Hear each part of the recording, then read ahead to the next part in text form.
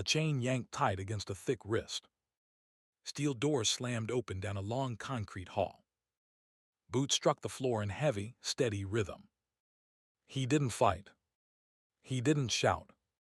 He didn't look at the men on either side. His shoulders nearly filled the corridor. His knuckles were scarred from old fights. A black wolf tattoo wrapped around his throat. 2 guards walked in front. 2 walked behind. A priest waited at the end, with a Bible pressed against his chest. The clock read 4 minutes past 5. In less than an hour, the man in chains would be put to death. His name was Ray Calder. His last request was not a meal. It was not a phone call. What Ray Calder asked for stopped the warden cold. What could a condemned man want that no prison warden had ever heard before? Stay with me on this one. 12 years before that walk down the corridor, Ray Calder had been a different man. Or so the file said. 6'4", 250 pounds. President of a motorcycle club out of West Texas called the Iron Crows. Tattooed from his collarbones to his knuckles. The kind of man who walked into a bar and the whole room just went quiet. The file said he had killed a man. 1 shot. Close range. In the parking lot of a roadhouse outside El Paso. The victim was a known dealer named Marcus Vance. The jury took less than 3 hours. Ray didn't speak in his own defense. Didn't appeal. Didn't ask for mercy. He took the verdict the way a man takes a punch he was expecting. He just stood up, nodded at the judge, and let them lead him out. Now here's the thing nobody understood. Ray Calder had a sister, younger than him by 8 years. A boy of her own. A teenager. And nobody, not the prosecutor, not the defense, not even Ray's own attorney, could ever get him to talk about that night. He just shut his mouth. And kept it shut. For 12 years. On death row, he didn't make trouble. He didn't make friends either. The guard said he was the easiest inmate they'd ever supervised. He read books. He worked out alone in his cell. He never had a single visitor. Not one. For 12 straight years. Until the request. The form came across the warden's desk on a Tuesday morning. Standard issue paperwork. Last meal. Last call. Last request. Most men ask for a steak. Or a slice of pie. Or a phone call to a mother who hasn't spoken to them in years. Ray Calder wrote 2 words on his form. The handwriting was so steady you'd think he was filling out a tax return. See Bo. The warden read it twice. He looked across the desk at his deputy. He asked who the hell Bo was. They had to dig through 12 years of files to find out. Bo was a dog.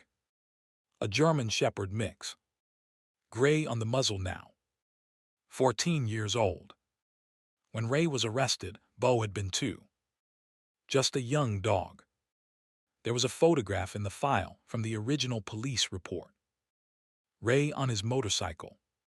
The dog sitting on the gas tank in front of him. Both of them looking at the camera like they owned the road. After the arrest, Ray had asked one favor of one man. An old club brother named Hank Riggs. Hank had left the life by then. Got married. Got religion. Lived on a small ranch outside Lubbock. Ray asked him to take Bo. To keep him alive. To not give him to a shelter. Just keep him. Hank had agreed. And for 12 years, Hank had kept that promise. Bo grew up on that ranch. He ran the fence line every morning. He slept on the porch every night. He got old. He got slow.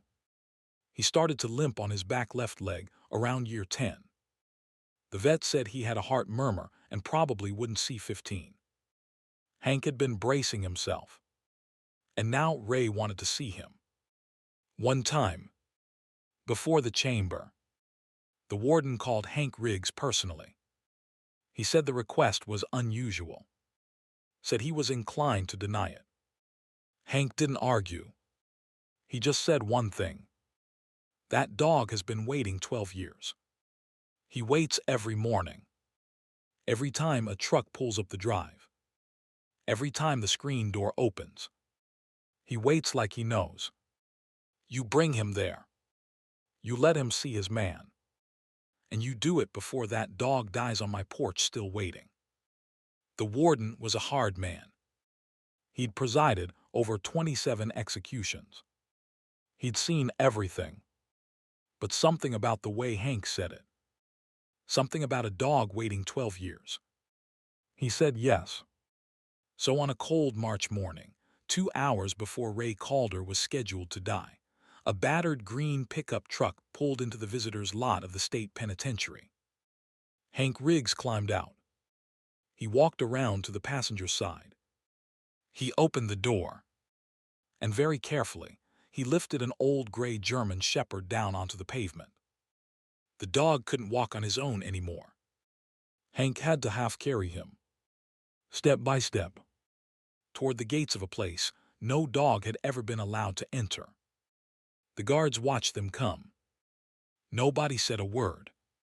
The visitation room was set up the way they set up the death watch room. Steel table bolted to the floor. 2 chairs. 1 window with reinforced glass.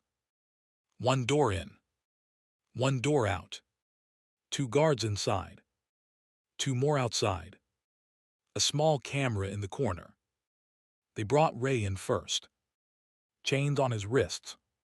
Chains on his ankles. He sat down in the chair facing the door. He didn't look at the guards. He didn't look at the camera. He just stared at the door and waited. The warden stood behind the glass with the deputy and the chaplain. A young woman in her 30s named Sarah Mendez. She'd been the prison chaplain for 2 years. She'd never met Ray. He had refused every chaplain visit since he'd been brought in. The door opened. Hank Riggs walked in slowly. He was carrying Bo. The dog hung limp in his arms, breathing hard, eyes half closed. Hank set him down on the floor as gently as a man setting down a sleeping child. For a long moment, the dog just lay there. He sniffed the concrete. He sniffed the air. He looked confused. The guards in the room shifted. One of them put a hand near his radio. Then Bo lifted his head. He looked across the room. He looked at the man chained to the chair. His ears came up. His whole body went still. And then the dog made a sound nobody in that room would ever forget. It wasn't a bark. It wasn't a whine. It was a sound somewhere in between. The kind of sound a creature makes when it has been holding its breath for 12 years and finally lets it out. Bo tried to stand. His back legs wouldn't hold. He fell sideways. He tried again. He got halfway up. Hank reached down to steady him. Ray spoke for the first time in 7 hours. "Don't help him." His voice was low and rough from disuse. The guard stiffened. Hank stopped. Bo struggled up onto all 4 legs on his own. He took 1 shaking step forward. Then another. Then another. Across the gray concrete floor. Ray didn't move. He couldn't really. The chains held him to the chair. But he was leaning forward. As far as the chains would let him. Both hands flat on the steel table. His breathing had changed. Bo crossed the room 1 trembling step at a time. He reached the chair. He pressed his head into Ray's knee. He didn't bark. He didn't whine. He just leaned. Like he had finally arrived somewhere he had been trying to reach for a long time. Ray bent forward. His forehead touched the top of the dog's head. His shoulders started to shake. 12 years of silence cracked open. The chaplain behind the glass had her hand pressed against her mouth. The warden didn't move. Couldn't move. For a long time, Ray just stayed like that, his head against the dog's head, his big scarred hands cupped around the dog's gray muzzle. He whispered something. Nobody could hear what. His shoulders kept shaking. Hank Riggs was crying too. Quietly, he was sitting on the floor against the wall, his hat in his hands, looking at his boots. Bo's tail moved. Just once. A slow thump on the concrete. Like he was tired, but he wanted Ray to know he was happy. Ray pulled back. He looked at the dog. He smiled. Nobody in that prison had ever seen Ray Calder smile. The chaplain made a small sound. The deputy turned his head. Ray scratched behind Bo's ear with one finger, the only finger he could move freely against the chains. Bo closed his eyes. He sighed deep in his chest. He laid his old gray head on Ray's knee. The warden checked his watch. 6 minutes. He wasn't going to interrupt. Not yet. He had given them an hour. For most of that hour, nobody said anything. Ray just looked at the dog. Bo just leaned against him. Hank wiped his eyes once and stayed quiet against the wall. The chaplain prayed silently behind the glass. It was the kind of moment that didn't seem to belong inside a prison. When the hour was up, the deputy stepped through the door. He cleared his throat. He said it softly. "Mr. Calder, it's time." Ray nodded. He didn't argue.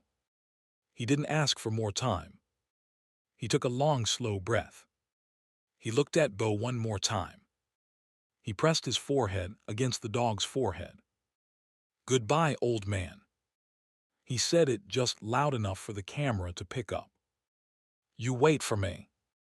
I'll be right behind you." He sat back. He nodded at Hank. Hank stood up. He walked over. He bent down to pick up Bo. The chaplain stepped quietly into the room. She had a cup of water. She set it on the table near Ray. She didn't speak. She just touched his shoulder for a second, then stepped back. Ray took a sip of water. His hands were steady again. His face was wet but composed. The chains rattled softly as he set the cup down. The warden, watching through the glass, exhaled.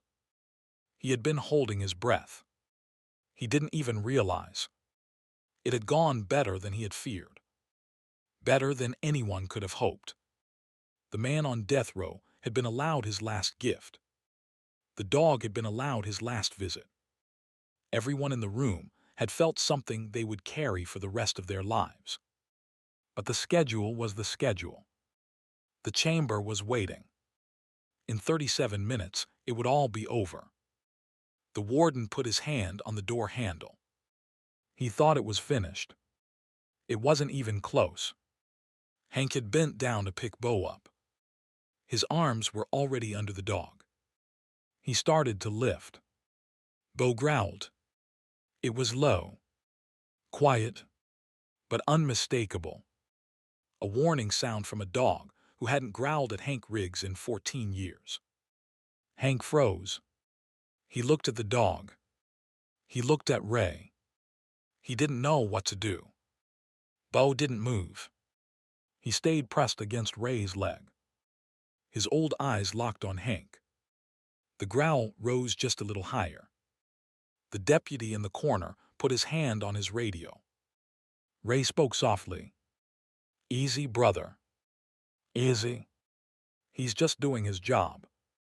The dog kept growling. Hank backed up half a step. Bo settled back down.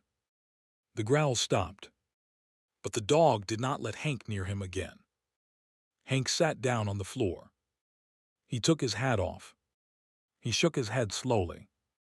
He's never done that. Not in 14 years. He never even growled at the mailman. The warden was watching all of this through the glass. His hand was still on the door handle. He didn't open it. The chaplain knelt down a few feet from Bo. She put her hand out, palm up. She didn't speak. She just waited. Bo looked at her. He sniffed her fingers. He looked back at Ray. Ray was watching all of this with a strange expression on his face, like a man seeing something he didn't expect to see. He had spent 12 years thinking he was going to die alone, unforgiven, unmissed. He had made peace with that. He had stripped himself down to that. And here was this old dog refusing to accept it, refusing to leave him. The deputy stepped forward. "Sir, we need to move. We're past the time." Ray looked up. He looked at the deputy. Then he looked at the chaplain. He looked at her for a long moment. "I want to talk to you," he said. The chaplain blinked. She glanced at the warden through the glass. The warden made a small motion with his hand. "Go ahead." She sat down across from him at the steel table. The deputy stood by the door. Hank stayed against the wall. Bo stayed pressed against Ray's leg. Ray took a breath. His chains rattled. "I haven't talked to a chaplain in 12 years, he said. "I haven't talked to anybody about that night in 12 years. I told myself I never would. I told myself I'd carry it to the chamber. I was real comfortable with that. And then this old dog walked across the floor." He looked down at Bo. His eyes were wet. "He didn't ask me what I did," Ray said. "He didn't care what the file said. He just came to me. Like the last 12 years didn't happen. Like none of it mattered. 12 years that dog has been waiting on a porch. For a man who took something from a kid that he can't ever give back." The deputy frowned. The chaplain leaned forward. The warden, behind the glass, very slowly took his hand off the door. "If you're still with me on this one, hit that subscribe button." Because what Ray Calder said next changed everything for everyone in that room. And it's the kind of thing that doesn't get told often enough. Now back to it. Ray Calder closed his eyes. "I have a sister," he said. "Her name is Linda. She has a boy. The boy was 16 years old that summer. Smart kid. Quiet kid. The kind of kid who didn't belong anywhere near a man like Marcus Vance." The chaplain said nothing. She just listened. Marcus Vance was dealing to high school kids. He'd gotten his hooks in my nephew. The boy got in deep. He owed money. He couldn't pay. Vance threatened him. Then Vance went to my sister's house when she was at work. He scared her boy bad. Real bad. The boy did something. With a gun he wasn't supposed to have. In a parking lot outside that roadhouse. It wasn't planned. It was a kid in over his head, terrified, trying to make it stop. Ray opened his eyes. When I got there, Marcus Vance was on the ground. My nephew was holding the gun. He couldn't move. He was just standing there. I knew what was about to happen to him. 16 years old. Self-defense or not, he was going to spend his life in a cell. And my sister had nobody else. So I took the gun out of his hand. I put it in mine. I told him to go home. I told him to never tell anybody what happened. Not his mother. Not his friends. Nobody. I told him I'd handle it. Ray's voice was steady now. Steadier than it had been for 12 years. I sat down next to that body. I waited for the police. When they got there, I told them I did it. I never said another word. Not at trial. Not in interrogation. Not to my own attorney. Not to my sister. The boy doesn't even know I knew it was him. He thinks I'm covering for somebody else. He looked at the chaplain. That's the truth. The whole truth. 12 years. The chaplain's hand was over her mouth. The deputy was staring. Hank Riggs had gone completely still against the wall, and the warden behind the glass was already moving. He pushed open the door. He stepped into the room. He looked at the chaplain. He looked at Ray. He looked at the old gray dog pressed against the dying man's leg. He turned around. He walked out very fast. He picked up the phone in the hallway. The clock read 4:41. In 19 minutes, Ray Calder was scheduled to die. The warden's voice came through the receiver low and tight. He was calling the governor's office. The direct line. He'd never used it before. The chaplain came out into the hallway behind him. She still had her hand against her chest. She heard him say it. "Sir, I need to delay the execution. I have new information from the inmate. A confession that changes the case. I need an hour. I need a stay. I'll testify to it myself." There was a long silence on the line. The warden's deputy came out. He was holding a small recorder. The whole conversation in the visitation room had been on the camera and the audio. Standard practice. They had it on tape. The chaplain heard the warden say it again. "Sir, I have it on tape." The clock above the door said 4:43. Behind them in the visitation room, Ray Calder was holding his dog. Bo had laid all the way down now. His back legs were stretched out behind him. His head was on Ray's foot. The dog's breathing had gone shallow. His sides were moving fast. His old gray flanks were trembling. Ray had slid his chair as close as the chains would let him. He had bent down so he could put his hand on the dog's chest. He could feel the heart in there. Fluttering, skipping, trying. Hank Riggs was on his knees on the other side of the dog, tears running down into his beard, whispering to Bo the way you whisper to a friend you're losing. "You did it, brother. You did it. You found him. You can rest now. You can rest." Bo's eyes found Ray's eyes. The dog's tail moved. Just one slow thump. The way a dog answers when it doesn't have words. Ray bent his head down low. His mouth was an inch from Bo's ear. "Thank you," he said. "Thank you." The dog let out a long, slow breath. The kind that doesn't come back. His head settled. His eyes stayed open. His tail did not move again. Ray's whole body folded forward over the dog. The chains pulled tight. He didn't make a sound. His shoulders just shook. The deputy turned around to face the wall. He could not watch. Out in the hallway, the warden was still on the phone. "Yes, sir. Yes, sir. I can have it transcribed in 15 minutes. Yes, sir. I understand. Thank you, sir." He hung up. He stood there for a second with his hand still on the receiver. Then he turned to the deputy who had come out behind him. "Stand down the chamber." The deputy blinked. "Sir." "Stand it down.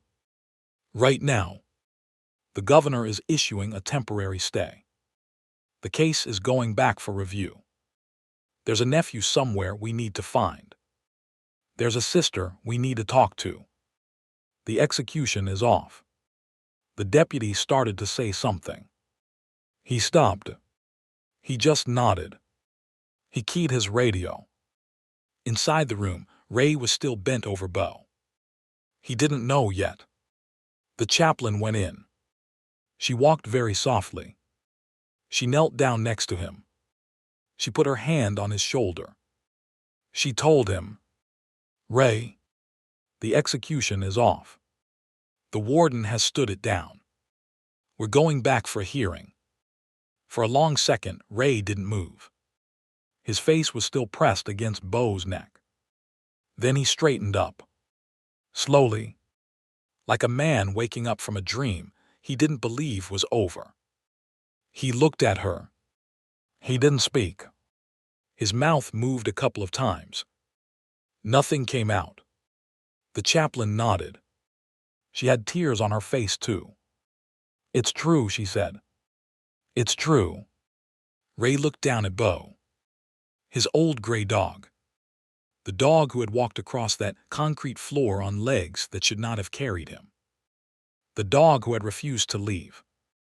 The dog who had broken open 12 years of silence with one slow lean against a knee. Ray put both hands on Bo's head. He smoothed back the gray fur. He kissed the dog between the ears. "You stayed long enough," he whispered. "You stayed long enough to bring me back." The chains on his wrists were trembling now. Not with anger. With something else. Hank Riggs sat there on the floor. He was shaking his head slowly. He kept saying the same thing under his breath. "I knew he was waiting for something. I knew it. I knew it." The deputy came back into the room. He looked at the warden, who was standing in the doorway now. The warden gave him a small nod. The deputy approached Ray carefully. "Mr. Calder," he said, "we need to move you back to your cell while this is being processed. I'm sorry about your dog. We'll let you carry him out. Both of you. Together." Ray looked up. He swallowed. He nodded. The guards uncuffed his ankles. They left his wrists in chains, but they let him stand. They let him bend down. They let him slide his arms under Bo's body. He lifted the dog. Bo was light. Lighter than he should have been. Skin and bone and old gray fur. Ray held him against his chest the way a father holds a sleeping child. He stood up. Hank Riggs stood up next to him. Hank put his hand on Ray's back. He didn't say anything. He just kept his hand there. Ray walked out of the visitation room. Bo cradled in his arms. 2 guards on either side, but neither one of them touching him. The chaplain walked behind. The deputy walked ahead. The warden stepped aside as Ray passed. He looked at the man he had been about to kill. He didn't speak. He just took off his hat. He held it against his chest. Ray walked the long concrete hall back the way he had come. His shoulders no longer filled it the same way. He carried his dog all the way home. The investigation took 11 months. Ray's nephew, a young man named David Calder by then, was 28 years old. He worked as a mechanic in Albuquerque. He had a wife and a daughter. He had told nobody about the parking lot outside that roadhouse. Not in 12 years.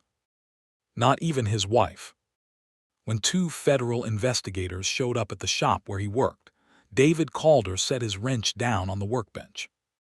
He took a long breath. He said one thing. "Took you long enough." Then he sat down on a stool. And he told them everything. It matched. Every detail. The angle of the shot. The position of the body. The location of the gun. The boot prints in the gravel.